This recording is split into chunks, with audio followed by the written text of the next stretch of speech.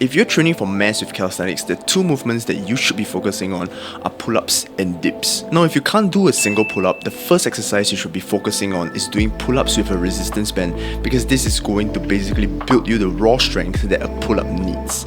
Afterwards, once you're finished with that movement, you start working on inverted rows, because inverted rows basically build on your pulling endurance, which will eventually help you to convert into pulling strength in the future. Now, if you can't do dips, the progression to focus on will be push-ups. Push-ups are one of the best pushing exercises for beginners to build on their pushing endurance and strength, and by doing a great number of push-ups, you will definitely be able to start doing dips in future.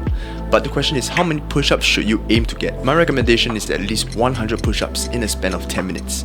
By being able to do 100 push-ups within 10 minutes, you would have had the strength that a bodyweight dip requires from you. Hi, my name is Damon and I've been training calisthenics for about 5 to 6 years now. I've put on over 10 kilograms of muscle from doing pull-ups and dips, and in this span of time, I've also managed to unlock difficult moves like the planche, the front lever, and the handstand. If you need any training plans, feel free to click the first link in the description below, where I've put out all my training programs for building mass and learning calisthenics skills, all for free. Otherwise, welcome back to Caliversity. Now, when it comes to training for calisthenics skills as a beginner, there are two main skills that you want to focus on: explosive skills and static skills. Explosive skills refer to skills like the handstand push-up and the muscle up. Like the name suggests, you have to explode during that movement. Static skills, on the other hand, refer to movements like the planche and the front lever, where you basically have to train to hold that position for as long as you can with good form. Now, I'm going to be breaking down how you can achieve all of these skills and the best movements to use to condition for them. Let's talk about the muscle up first. When you're training for the muscle up, there are three main movements that you should be doing that will help you get there as fast as possible.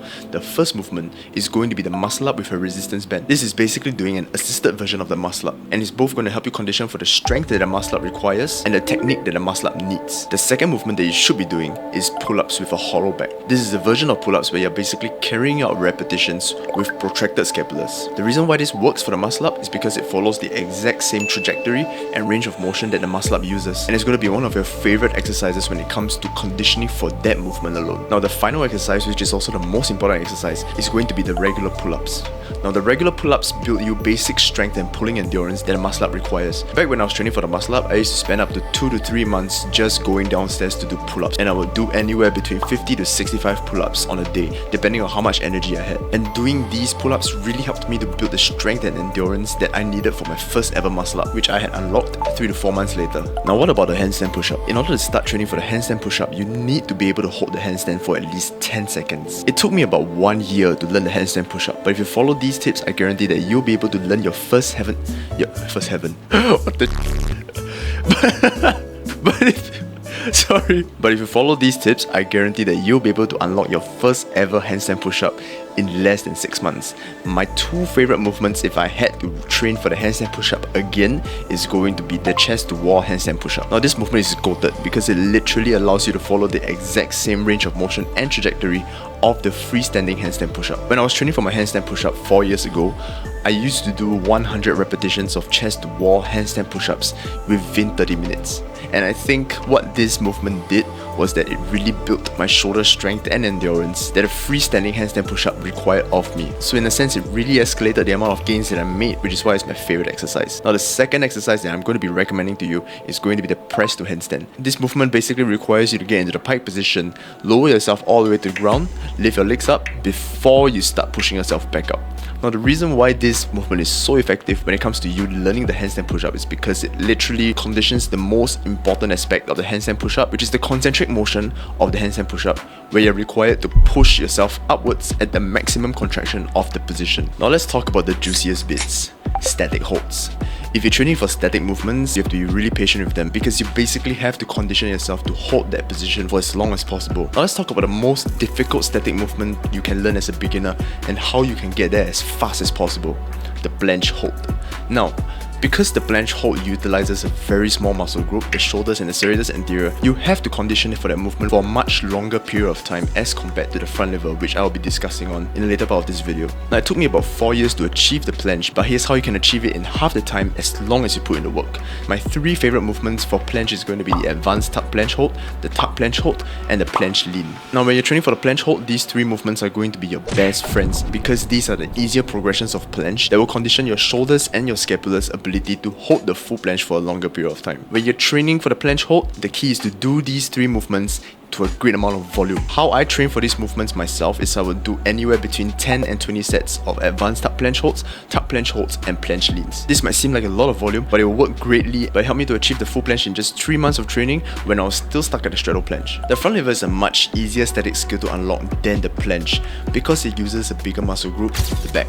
If I could train for the front lever again, here are 2 movements that I would definitely include in my routine that will help me get there in less than 2 months of training. Now the first movement is going to be the muscle up, and the reason why the muscle up works is because it uses the same trajectory and range of motion as the front lever. With that explained, we can somewhat see a hierarchy in pulling movements where you have to be good at pull-ups to get the muscle up, and you have to be good at the muscle up to get the front lever. And of course, it's also recommended for you to be able to do a muscle up before you achieve the front lever hold. And last but not least, the movement you should definitely be doing if you want to achieve the front lever is going to be the advanced tuck front lever hold. In a very similar way to the planche, this is an easier progression of the front lever hold and will help you to achieve the front lever as long as you repeat it consistently. When I was training for the front lever some time back, what I would do is I would do up to 10 sets of front lever holds until failure. What this meant was that I would basically hold the advanced tuck front lever until I couldn't hold it with good form anymore. Now that we understand the different movements that you have to implement into your training routine in order to achieve the skill that you want, here's a recommended training routine that you can follow that involves all these movements that will allow you to train for different calisthenics skills while also helping you to put on muscle. For the first movement, you can do one of 3 things. You can either do muscle ups with resistance bands, or high pulls with protracted scapulars. This movement is very important because it's going to help you unlock the strength needed for an explosive muscle up and at the same time improve your front lever hold. The second movement is going to be the chest to wall handstand push-ups. You can also be doing regular pike push-ups. This exercise is going to be the key movement if you want to unlock the handstand push-up in your calisthenics journey. Now the third movement is going to be a planche hold variation. This movement is a must do if you're training for the planche. You basically want to hold up to 10 sets of any of the 3 progressions: advanced tuck planche hold, or planche lean. And the last 2 movements that we're going to be doing is going to be pull-ups and dips. Now after you've completed the first 3 movements, if you find yourself too fatigued to continue doing pull-ups and dips, you can always do pull-ups with a resistance band or inverted rows to replace your pull-ups. And if you find yourself too fatigued to be doing dips afterwards, you can always replace dips with push-ups. Now this is a training plan for beginners that will help you to achieve every single calisthenics goal while also helping you to put on muscle. So go ahead, give it a shot, and let me know how it goes down in the comments below. If you stay in Singapore, we have a training community that happens every single Saturday from 2 PM to 4 PM at Bukit Canberra Active SG. This is a safe place where we train together with athletes to help them achieve their calisthenics goals and help them to build muscle. Most importantly, these sessions are free, so feel free to join us if you have the time. Thank you for watching, and I'll see you guys in the next video.